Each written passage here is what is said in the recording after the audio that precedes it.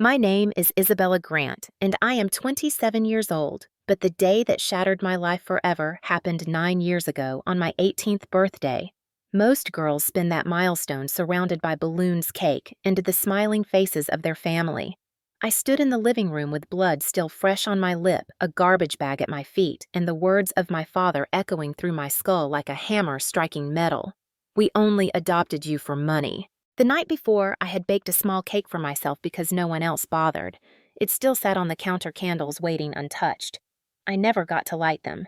Instead, Thomas, the man I had called father all my life, shoved me so hard I stumbled into the table, the cake splattering across the floor like a cruel joke. My mother, Linda, watched with folded arms, her face carved in stone. She did not defend me. She never did. Thomas dragged me by the arm, his grip iron, and threw a plastic bag stuffed with my clothes into my chest. "Get out!" he growled, eyes blazing with the satisfaction of a man who had waited years for this moment. Linda's voice slithered behind him, dripping with gaslighting poison. "After everything we've given you, this is how you repay us. Do not forget, Isabella, you owe us your life." I wanted to scream, but the weight of their words pressed down like chains. I looked to my brother Victor, hoping for the smallest flicker of mercy, but his lips curled into a grin as he pulled out his phone. He recorded my humiliation like it was the highlight of his day. "Smile for the camera, loser," he jeered, shoving the lens close to my tear-streaked face. Then he tossed a beer can at me, laughing when it clattered at my feet. The sound of neighbors whispering floated in through the open window. Curtains shifted, eyes peeked, but no one came to stop it. I was paraded before the world as nothing more than garbage being dragged to the curb. My 18th birthday, the day I thought might finally bring recognition, or at least a kind word, turned into the day my existence was reduced to a paycheck that had expired. I bent down to gather the clothes spilling from the torn bag, my hands trembling, my throat burning with unshed screams. I wanted to ask why, to demand some sliver of truth that could make sense of the years I had lived under their roof, but Thomas answered before I could. He leaned close, his breath thick with alcohol, and hissed again. "We only adopted you for money." The neighbors gasped. My knees buckled. My entire childhood collapsed in that single moment. Every slap I had endured, every harsh word, every night I had cried myself to sleep, it all aligned into one cruel revelation. I was never loved. I was never wanted. I was only a contract, a steady stream of cash. And now, on the very day I became an adult, that contract had expired. I staggered out the door, carrying nothing but a bag of rags and the bitter taste of betrayal. Behind me, Victor's laughter rang like nails on glass. In front of me, the summer sun burned mercilessly, illuminating my shame for the world to see. I was 18, abandoned, stripped of dignity, and left with nothing but rage and despair. I thought my life had ended, but what I did not know then was that buried beneath that humiliation, a truth was waiting, a truth that would one day turn this moment of cruelty into the beginning of justice. From the earliest memories I can recall, the house I grew up in never felt like a home. Walls that should have echoed with laughter, instead, absorbed shouting, slammed doors, and the thud of fists against flesh. Thomas ruled with a heavy hand, his temper unpredictable, exploding without warning over spilled milk, a misplaced shoe, or simply the sight of me breathing in the wrong corner of the room. Linda perfected a different cruelty, the kind that cut invisible scars, her voice smooth, yet dripping with venom. She was a master of gaslighting, twisting every situation to make me believe I was at fault, that I was ungrateful, that I was a burden who should be thankful for scraps of tolerance. She would whisper to me in the kitchen while Thomas's snores filled the house. "No one else would ever keep you. Remember that, Isabella. Without us, you are nothing." School should have been my refuge, but Victor made sure it was another battlefield. He tripped me in hallways, mocked the way I dressed in second-hand clothes, spread rumors that I was adopted trash. His friends laughed as he pushed me into lockers, and when I fought back, teachers dismissed it as sibling rivalry. At home, if I dared complain, Thomas's belt would leave welts across my skin, while Linda shook her head and said I provoked it. Gaslighting became the air I breathed, and slowly I learned silence was safer than protest. There were moments when I tried to believe they cared. A birthday card with my name scrawled in the corner, a fleeting pat on the shoulder when neighbors were watching, or a forced smile during Christmas photos. But beneath the surface, the truth was always there lurking, waiting to reveal itself. I was the shadow in their household, useful only when my existence brought them benefit. Control was their favorite weapon. Linda monitored every dollar I earned from part-time jobs, insisting it go into a family fund. Thomas checked my phone, interrogated me about friends, forbade me from staying after school for clubs. "You belong to this house," he barked, his fist slamming the table, "and don't you forget who feeds you." The irony was sharp because most nights I went to bed hungry after Victor emptied the fridge. By the time I was 16, I had grown numb to affection. I no longer expected a hug, a kind word, or any gesture of love. Instead, I measured my days by the severity of bruises and the intensity of Linda's accusations. I found survival in small rebellions, hiding a book beneath my pillow, sneaking bites of food late at night, stealing moments to dream of freedom. Deep down, I told myself there had to be something more, that life could not simply be this endless cycle of abuse and control. I carried that fragile hope, quietly protecting it like a secret flame in the dark. But even that hope flickered when I realized how calculated their actions were. It was not random cruelty. It was deliberate. Every insult, every blow, every manipulation seemed designed to keep me chained, convinced that I was worthless. They wanted me dependent, powerless, and forever at their mercy. And for a long time, I believed them. I believed I was nothing more than the unwanted child who had to endure whatever torment they chose to inflict. What I did not realize was that this very belief, this indoctrination of helplessness, was preparing me for the ultimate betrayal that would one day split my world wide open. Life inside that house became a cage made of fear, shame, and invisible chains. Every day unfolded like a script written by Thomas and Linda, where my role was to obey, to endure, and never to question. Thomas's violence was not reserved for moments of drunken rage. It was woven into the rhythm of our household. He would slam his fist against the dinner table if I so much as chewed too loudly, his eyes narrowing before his hand struck across my face. The sting of his palm was nothing compared to the humiliation of Linda's calm voice afterward. "You see what you make him do? If you behaved properly, none of this would happen." She made me believe his violence was my fault, that my very existence provoked it. Control was constant. They inspected my backpack daily, searching for notes from friends, confiscating even the smallest trinket I tried to keep as my own.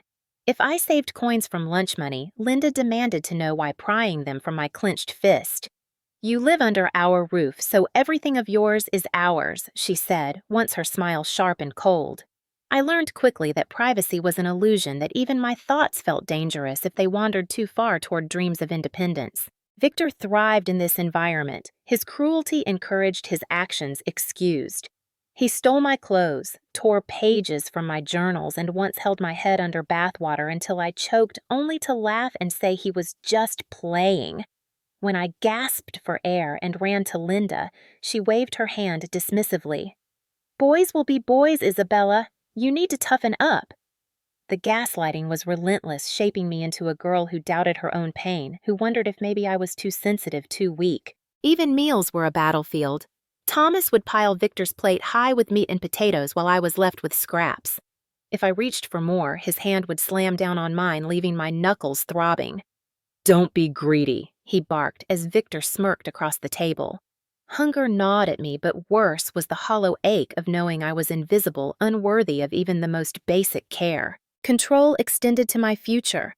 When teachers suggested I had potential, Linda scoffed at the idea of college. "Who would waste money on you? You'll stay here, you'll help the family, and maybe we'll let you work some dead-end job to bring in a paycheck." They clipped my wings before I could even spread them, ensuring I remained tethered to their toxic world. The worst moments came at night. I would lie awake listening to the creak of the floorboards, every sound making my heart race. Sometimes it was Thomas stumbling drunk, muttering curses as he searched for another target. Sometimes it was Victor creeping into my room, whispering insults, throwing things just to remind me I had no sanctuary. Even in the dark, Linda's presence loomed. She would step into my room in the morning, arms crossed, and say, "You didn't sleep well? That's because you make this house tense. Fix your attitude and you'll sleep just fine." The manipulation was endless bending reality until I doubted the evidence of my own eyes. Yet even in that suffocating environment, small sparks of defiance flickered. I hid coins in the lining of my shoe planning for a future escape. I scribbled notes in the margins of my school books, words of encouragement to myself. You are not worthless. One day, you'll be free. Those scraps of rebellion were my lifeline, fragile but real. They reminded me that beyond the walls of that house, another world existed, one where kindness might not be a lie, one where love could be more than a cruel performance. Still, each time I felt that fragile flame burn, Thomas's roar or Linda's cutting words would snuff it out, leaving me trembling, convinced they were right. I was powerless, alone, and trapped, and though I longed for escape, I could not yet imagine the storm that was building, the betrayal that would soon make their cruelty undeniable and expose the truth they had hidden from me all my life. By the time I turned 17, the cracks in the facade of my so-called family began to show more clearly, though I was still too naive to see the full picture. One night, while cleaning the kitchen after everyone else had gone to bed, I noticed a stack of papers left carelessly on the counter. Curiosity tugged at me. I flipped through the forms, my heart pounding, as I saw government seals, signatures, and numbers that made no sense. Page after page showed deposits labeled adoption subsidy. My stomach clenched as the realization crept in every dollar that Thomas and Linda had used to buy Victor's new gaming console. The liquor bottles that filled the cabinet, the vacations they bragged about to neighbors. None of it came from their own hard work. It came because of me, because of my existence. The next morning, I confronted Linda timidly clutching one of the forms. "What is this?" I asked, my voice shaking but firm. For a second, I thought I saw fear flicker in her eyes, but then her face hardened into its usual mask. She yanked the paper from my hands and slapped me across the cheek so hard my vision blurred. "You have no right to go through our things," she hissed. "Don't you dare question how this family survives." My skin burned not just from the blow, but from the humiliation of Victor standing in the doorway, smirking like he had just been handed another weapon to use against me. From that day on, the mask slipped more often. Thomas no longer pretended to care about appearances when neighbors weren't around. He barked openly about money sneering that without the monthly checks, I would have been dumped on the street years ago. "You think you deserve food on the table?" he shouted one evening, slamming his fist so hard the plates rattled. "You should thank us every damn day we let you breathe under this roof." Victor laughed, shoving me with his shoulder as he passed, whispering, "You're nothing but a paycheck." The betrayal cut deeper than any slap or shove. For years, I had convinced myself that somewhere under the cruelty there must be a kernel of affection, that maybe Linda's occasional forced smile meant something real. But now the truth stood naked before me. I was never loved. I was never seen as a daughter. I was a transaction, a commodity that kept their lives comfortable. The abuse escalated after my discovery. Linda grew harsher with her gaslighting. When I cried after being locked outside for hours in the rain as punishment, she opened the door just long enough to whisper, "If you weren't so dramatic, we wouldn't have to teach you lessons." Thomas took more pleasure in public humiliation. At a neighborhood barbecue, when I reached for a piece of chicken, he slapped my hand away in front of everyone, laughing as he announced, "Don't get greedy, Isabella. Remember who puts food in your mouth." The neighbors chuckled nervously, pretending it was a joke, while I stood frozen, cheeks burning, wishing the ground would swallow me whole. Victor, emboldened by their behavior, became merciless.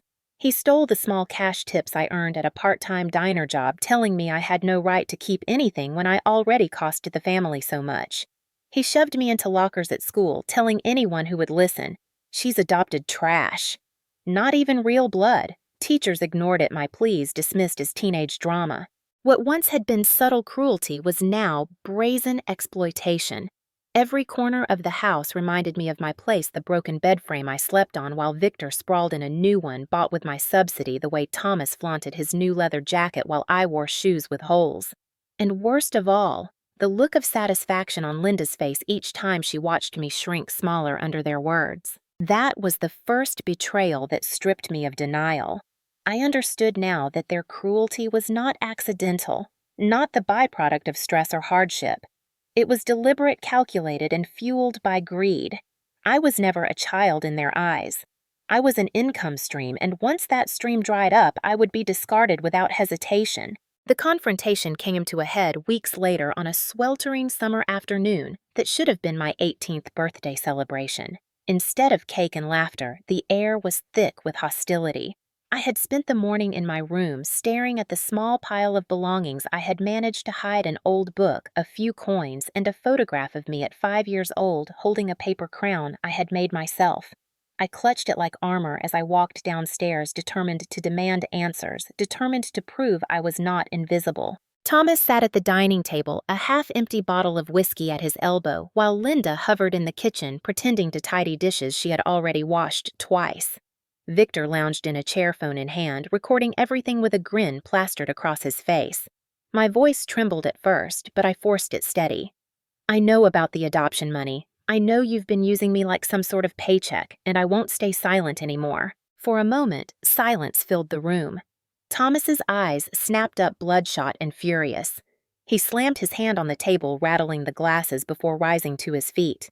"You think you're clever, don't you?" he roared, stepping toward me with heavy, deliberate strides, digging through papers like a rat. "You wouldn't have survived a single day without us. Everything you are, everything you have is because we allowed you under this roof." Linda's voice cut in like a blade, smooth but dripping with venom. "Isabella, you should be ashamed. Do you think anyone else would have taken you? We saved you. We gave you a life, and this is how you repay us, by accusing us, by biting the hand that feeds you." She shook her head slowly, like a disappointed teacher scolding a child. "Ungrateful doesn't even begin to describe you." My chest heaved, my heart pounding against my ribs, but I stood my ground. "A life," I shot back. "You call this a life? The bruises, the hunger, the humiliation, that's not saving me, it's destroying me." My words cracked raw with years of swallowed pain. Victor laughed, zooming in with his phone camera. "This is gold," he snickered. "Go on, cry some more. Everyone at school will love this." He leaned back, clearly savoring every second of my collapse. Thomas's face twisted with rage, and before I could move, his hand struck my cheek so hard that stars burst in my vision. I staggered, the photograph slipping from my grasp and fluttering to the ground. Linda didn't rush to help me. Instead, she picked up the picture, glanced at it with contempt, and tore it in half before dropping it into the trash. The sound of paper ripping was louder than thunder in my ears. Something inside me cracked. Tears spilled down my face, but with them came a surge of defiance I didn't know I had. My voice rose shaking but sharp. "You can hit me, you can call me worthless, but one day the truth will come out. One day you'll pay for everything you've done." For the first time, Thomas hesitated, caught off guard by the fire in my tone. But Victor filled the silence with another cruel jeer. "Truth," he mocked. "The only truth is that you're nothing. No one wants you. You'll leave this house and the world won't even notice." And then it happened.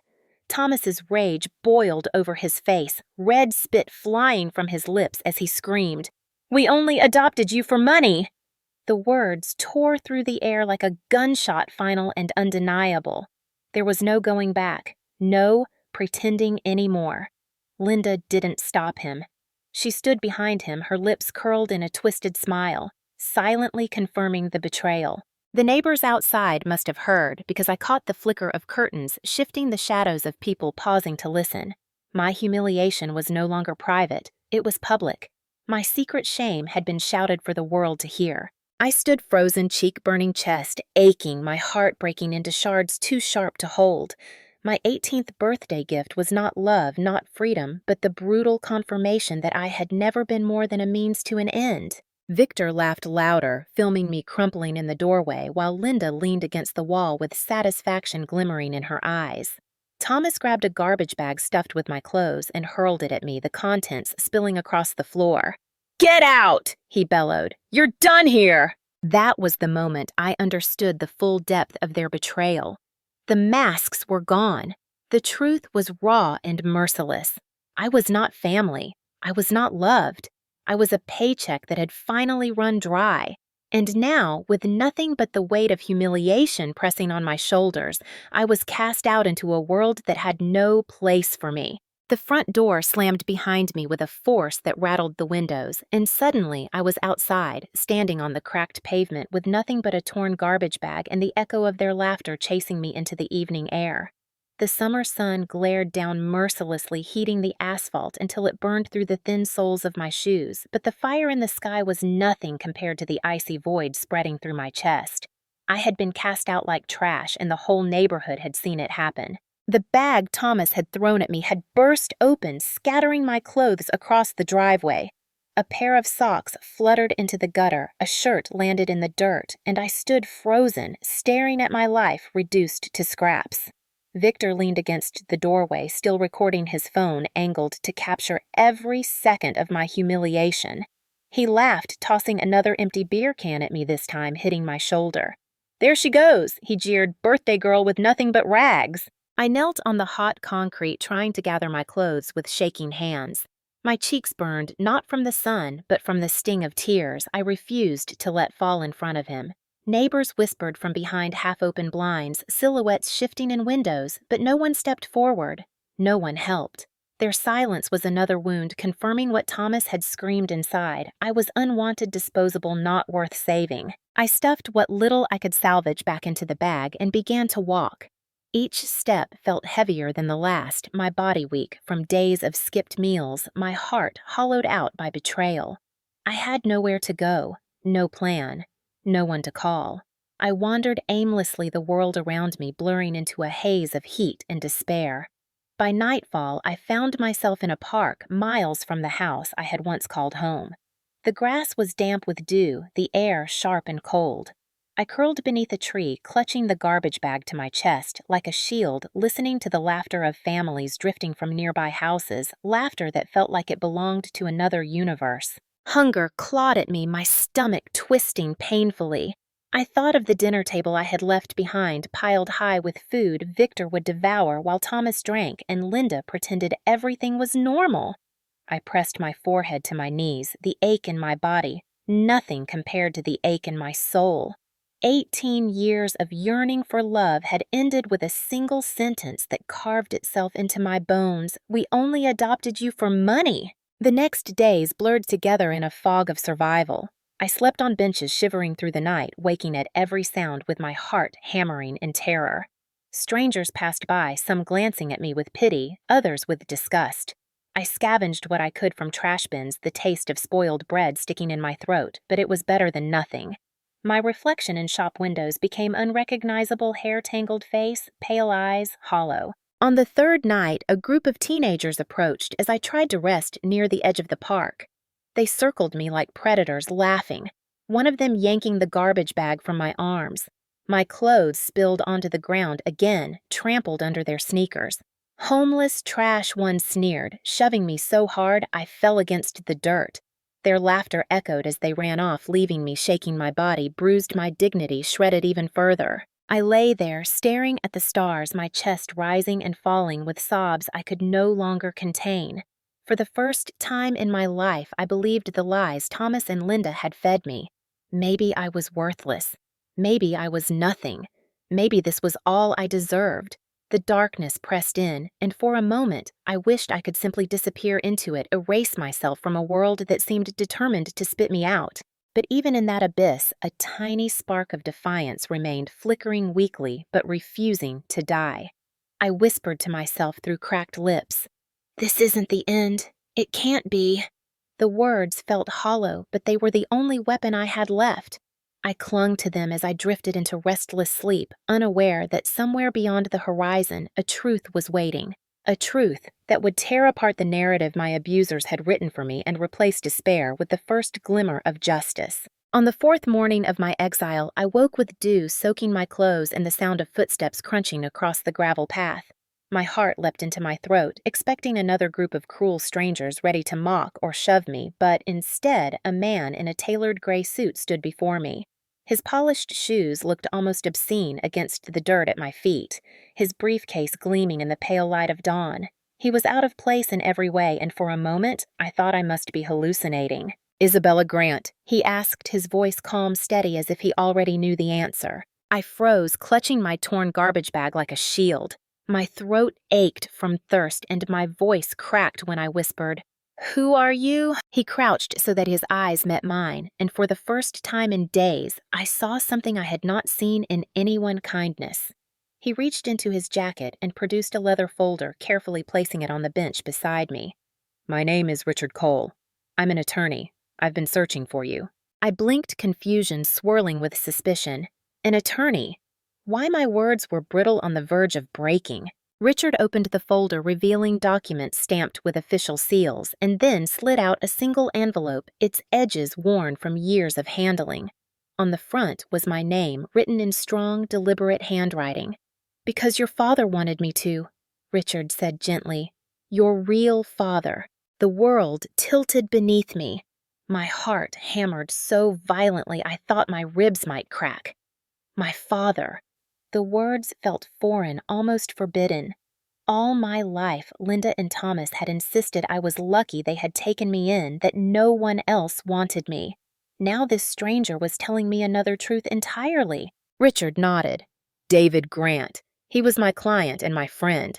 Before he passed away, he instructed me to find you when you turned 18. He wanted you to know the truth. He wanted you to have what he left behind." Tears blurred my vision as I took the envelope with trembling hands. My name stared back at me, proof that someone had thought of me, planned for me, cared for me. I tore it open, unfolding a letter written in ink that seemed to carry both strength and sorrow. "My dearest Isabella," it began, "if you are reading this, it means fate has kept us apart longer than I wished. Not a day passed that I did not think of you, not a day when I did not fight to bring you back. But those who held you fought harder, and in the end, my time ran out. Still, I leave this world with hope because I know one day you will stand tall, free from their cruelty. I leave you not only my love, but the means to build a life they could never give you. $10 million entrusted to you because you are my daughter, my only child, and you deserve the world." The words bled into me like light, piercing through darkness. My father had known. He had fought for me. He had loved me. I was not a paycheck. I was not worthless.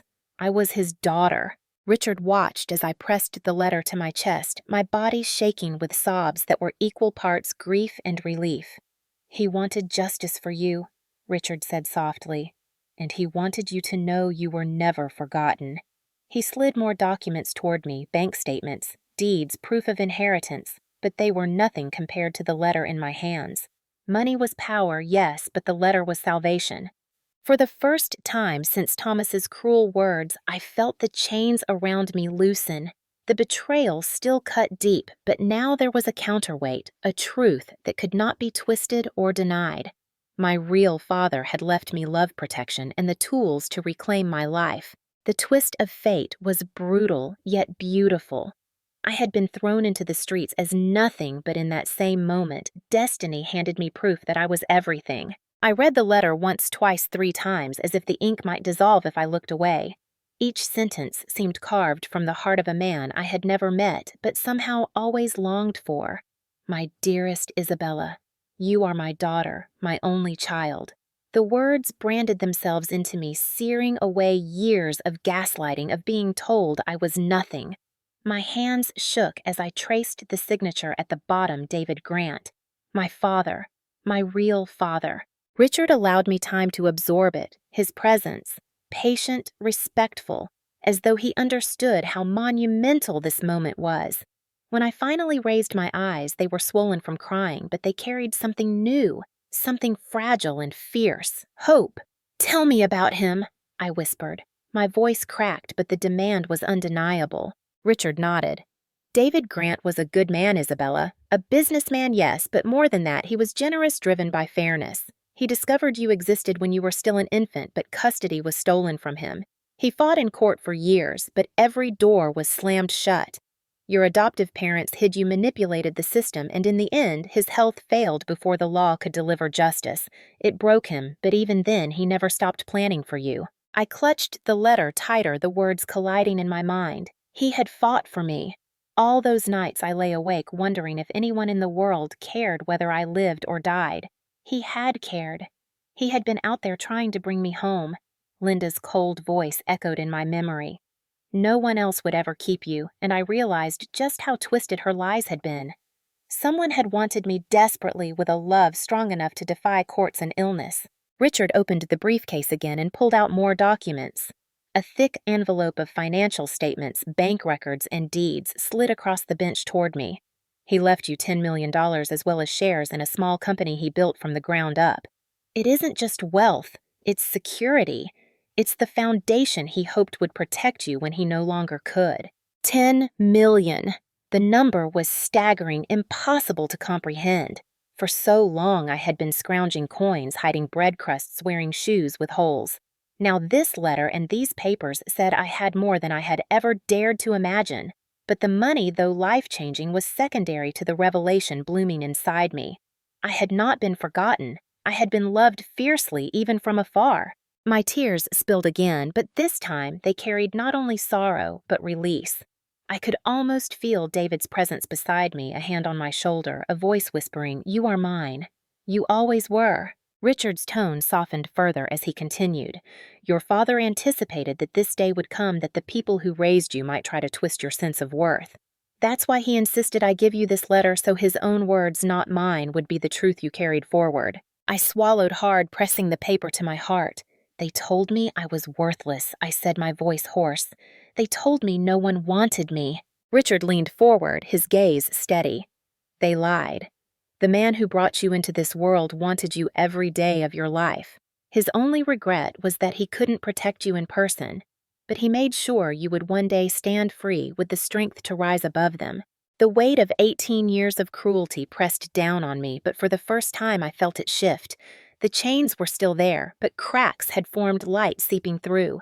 My heart, battered and bruised, began to beat with a different rhythm, not only pain, but purpose. I looked down at the final lines of the letter where David had written, "One day you will understand that love is not measured by blood alone, but by the lengths one is willing to go to protect it. I went as far as I could, and now I pass that mission to you. Live, Isabella. Live free. Live boldly. And never again let anyone convince you that you are less than extraordinary." The sob that tore from me was raw, unrestrained, but it cleansed me. I wasn't extraordinary yet. I was broken, bruised, lost. But his words planted a seed, a promise that I could grow into the woman he had believed I was meant to be. Richard placed a reassuring hand on my shoulder. "You're not alone anymore. This inheritance isn't just money, it's a lifeline. Use it well. Use it to build the life your father wanted for you." As I sat there beneath the morning sky, clutching a letter soaked with my tears, the world shifted. I was no longer the discarded child left with a garbage bag on the pavement. I was David Grant's daughter. I was loved. I had a name that meant something, a future that stretched farther than the streets where I had been abandoned. And with that revelation, a new fire ignited within me, rage for what had been stolen and determination to claim the justice my father had intended all along. The letter from my father burned in my pocket like a hidden flame, giving me strength I had never known. Days passed as Richard guided me through the process of securing the inheritance, each meeting with bankers and notaries, building a new identity I could finally claim as my own. No longer the girl with torn shoes and a garbage bag, I was Isabella Grant, heir to my father's name and fortune. Yet the fire inside me was not just for survival, it was for justice.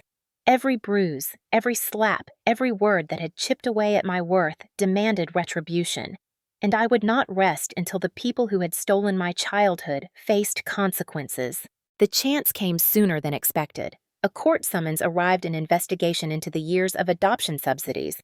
Someone had reported irregularities, and I did not need to guess who had triggered it. Richard handed me the papers with a steady smile. "The time has come to confront them, Isabella. Are you ready?" Was I ready? I had waited my entire life for this. The day of the hearing, I walked into the courthouse dressed in the navy blue suit Richard had insisted on my hair pulled back, my spine straight. For the first time, I felt the weight of my father's presence behind me, pushing me forward. When I entered the chamber, I saw them, Thomas, Linda, and Victor. They looked smaller than I remembered. Thomas's face was bloated, his eyes darting nervously. Linda clutched her handbag like it might shield her from the truth. Victor slouched in his seat, still trying to project arrogance, though his jaw twitched with unease. Their eyes widened when they saw me. No longer the trembling girl they had thrown into the street. I walked with calm authority, the kind born from truth. I took my seat, my heart pounding, but my voice steady as the judge began. Richard presented the evidence methodically, bank records showing thousands siphoned for personal luxuries, testimonies from neighbors who had witnessed years of neglect and abuse, and finally Victor's own videos. The court gasped when the footage played on the screen, showing me being shoved, mocked, and thrown out with Thomas's voice, thundering, "We only adopted you for money!" The words that had once crushed me now became the very rope that tightened around their throats. Linda tried to interject, her voice trembling as she painted herself as a devoted mother. "We gave her everything: food, shelter, clothing. She was always ungrateful, always difficult." I stood cutting her off. My voice carried across the courtroom, sharp and unyielding. "You gave me bruises. You gave me hunger. You gave me humiliation. But love, never. I was not your daughter. I was your paycheck." The judge banged the gavel for order, but the impact of my words lingered. Thomas's fists clenched on the table, his rage bubbling, but he could not deny what the evidence showed. For once, his violence had no outlet. He was trapped by truth. Then came my turn to speak fully, and I did not waste it. I told the court about the nights I had starved while they feasted, the times Victor had nearly drowned me, while they laughed the mornings when Linda whispered poison to make me doubt my own sanity. I did not cry. I spoke with the steel forged from years of suffering, each word another nail sealing their coffin of lies. When I finished, silence hung heavy in the room. The judge's expression was grave. The evidence presented is undeniable. The grants exploited government funds meant to support a child, subjected her to years of abuse, and abandoned her when the financial benefit ended. This court finds them guilty of fraud and neglect. The gavel struck. Justice thundered. Thomas shouted, leaping to his feet, but officers restrained him. Linda collapsed into tears that felt more like self-pity than remorse. Victor muttered curses, his arrogance crumbling into fear. For the first time, I looked at them not as monsters towering over me, but as broken, pitiful figures stripped of their power. As they were led away, Linda's eyes met mine, pleading silently, but I felt nothing. No pity, no guilt, only release. "You told me no one wanted me," I whispered just loud enough for her to hear. "But you were wrong. My father wanted me. He loved me. And now the world knows who you truly are." The courtroom erupted with murmurs, but inside me there was only silence, a quiet that had been denied to me my entire life. I had stood before them not as the discarded child they had tried to erase, but as a woman carrying her father's name, her father's truth. Walking out of the courthouse, sunlight spilled across my face, warm and pure. For the first time, it did not feel cruel. It felt like freedom. The courthouse doors closed behind me, and with them the weight of 18 years of chains seemed to fall away. The air felt lighter, the sky brighter, as though the world itself recognized that a new chapter had begun. For the first time, I was not defined by what had been done to me, but by what I would choose to do next. I was no longer the girl clinging to survival. I was a woman armed with truth, justice, and the legacy of my real father. Richard walked beside me, his steady presence a reminder that not all adults in my life were cruel. "Your father would be proud," he said simply, and those words became another stone in the foundation I was building for myself. In the months that followed, I stepped into the life my father had envisioned. The inheritance was more than just numbers in a bank, it was possibility. I enrolled in college, choosing business administration because I wanted to understand the empire my father had left behind. At first, lectures felt foreign, the weight of textbooks overwhelming, but soon I discovered a fire for learning I hadn't known I possessed. Each concept I mastered was another way of proving to myself that I was capable, intelligent, worthy. By 21, I had taken the reins of the small company my father had founded. The first time I walked into the boardroom, I felt the ghost of my younger self trembling at the door. But instead of shrinking, I stood tall. The executives looked at me with skepticism, at first seeing only a young woman with scars not yet faded. But with every decision, every late night spent reviewing numbers, every bold strategy that turned risk into growth, I earned their respect. The company flourished, expanding beyond anything my father had imagined, and in every success I whispered a silent promise to him: I will make you proud. Wealth and power were not the true transformation. The real change was inside me. The girl who once doubted her worth now looked into the mirror and saw strength. I carried myself differently, my shoulders no longer hunched in defense, but squared with determination. I wore scars like medals, reminders of battles survived, proof that I could endure and still rise. Yet the most profound change came when I chose to extend my father's legacy beyond myself. I founded an organization dedicated to supporting survivors of domestic abuse, giving them the resources and legal aid I had once desperately needed. Standing before women with bruised arms and children with eyes too old for their years, I told my story not as a victim, but as a survivor who had transformed pain into power. Their tears, their gratitude, their courage became fuel for my own healing. Publicly, I became known as a success story, the heiress who overcame a tragic childhood to build an empire. Privately, I was still piecing myself together night by night, learning to trust to breathe without fear. But each step forward was victory. Each laugh with a friend, each night of peaceful sleep, each decision made without fear of punishment was proof that transformation was real. By 27, I stood at the head of both my father's company and my own foundation. The world no longer saw me as the discarded girl with a garbage bag. They saw me as Isabella Grant, a name that meant resilience, justice, and hope. And while the shadows of my past would always exist, they no longer defined me. Instead, they sharpened me a reminder of what I had endured and what I had conquered. My transformation was not into someone new, but into the person I had always been meant to become. The woman my father believed in, the woman my abusers never wanted me to realize I could be. The years had rebuilt me, but fate had one last encounter in store. It came not in a courtroom or a boardroom, but on the street outside one of my company's offices. I had just finished a meeting with investors when I saw them, Thomas, Linda, and Victor. For a heartbeat, I thought my mind was playing tricks, but the reality was undeniable. They were not the towering figures of my nightmares anymore. They were hollow shells. Thomas shuffled with a limp, his once commanding frame sagging beneath the weight of age and defeat. He clutched a cheap paper bag filled with bottles, his hands trembling as he tried to hide them. His eyes, once sharp with cruelty, were dull and bloodshot. Linda stood beside him, her face drawn and gaunt, her expensive clothes replaced with thrift store cast-offs. She avoided my gaze, clutching her purse like it was the last remnant of dignity she could cling to. And Victor, once arrogant, swaggering, invincible, looked broken. His hair was unkempt, his skin pale, and his teeth stained. I recognized the twitch in his jaw, the erratic movements. Drugs had claimed him.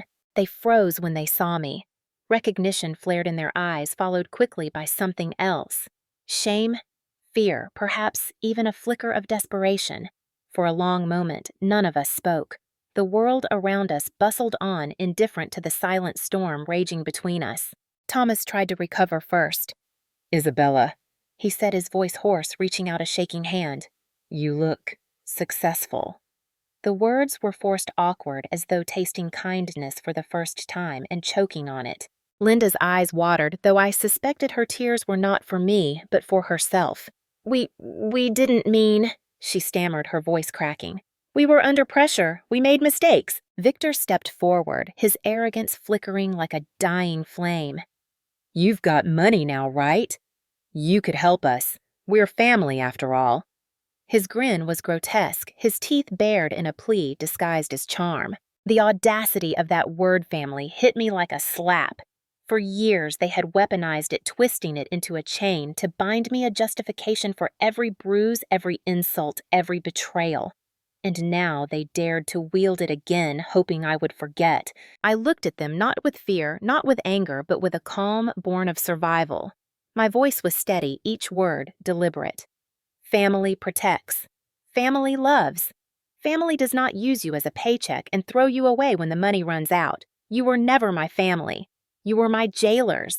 Their faces twisted Thomas's into rage, Linda's into despair, Victor's into desperation. But I did not waver. I took a step closer so they could see the strength in my eyes, the strength that they had tried so hard to crush. You told me I was nothing. You told me no one wanted me.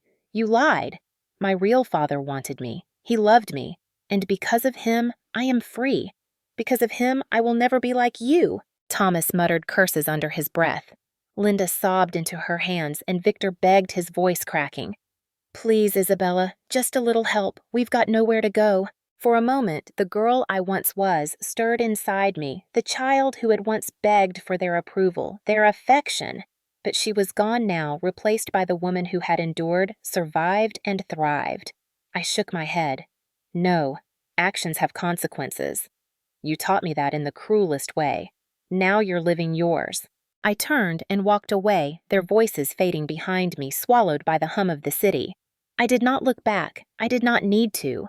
They were already trapped in the prison of their own making, condemned not just by the court, but by the lives they had chosen. Their downfall was their resolution. As I stepped into my car, sunlight streamed through the windshield, warm against my skin. For the first time, the past felt distant, like a story belonging to someone else. The resolution was not in their suffering, but in my freedom. They had lost everything while I had gained not just wealth or success, but the one thing they could never take from me again, my sense of self. Standing at the edge of everything I had endured, I realized my story was never just about pain. It was about survival. It was about transformation. And above all, it was about truth finally defeating lies.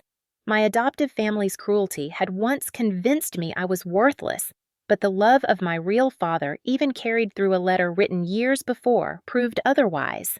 His voice, silent in life, yet eternal in words, had given me the strength to rise. Today I live free. I live boldly. I carry his name and his legacy not as a shadow of tragedy, but as a banner of resilience. The girl with the garbage bag is gone. The woman who stands in her place has turned wounds into armor and scars into maps that guide her forward. I think often of the moment when I walked away from Thomas, Linda, and Victor. There was no triumph in their downfall, only clarity. They had chosen greed over love, cruelty over kindness, and eventually those choices consumed them. My victory was not in seeing them broken, but in knowing I was no longer bound to them. My true justice was freedom. To anyone who has ever been told you are nothing, I say this: you are more than their lies. You are stronger than the cruelty that tried to shape you. Do not let their betrayal define you. Let it refine you. One day you will look back and realize the people who tried to bury you were simply planting a seed they could never control. I am Isabella Grant, daughter of David Grant, survivor of betrayal and builder of my own future. And if my story proves anything, it is that light can break even the darkest night. So now I turn to you, the ones listening, the ones who perhaps carry your own scars. Tell me, where are you watching from today? Share your story in the comments, because voices like ours matter. If you've ever found strength after betrayal, if you've ever rebuilt yourself from nothing, hit that like button so we can stand together. And if you want to hear more stories of resilience, justice, and survival, don't forget to subscribe. Because the truth is this: none of us are truly alone. Somewhere, someone is waiting to hear your voice, and maybe, just maybe, they'll find their freedom in your story.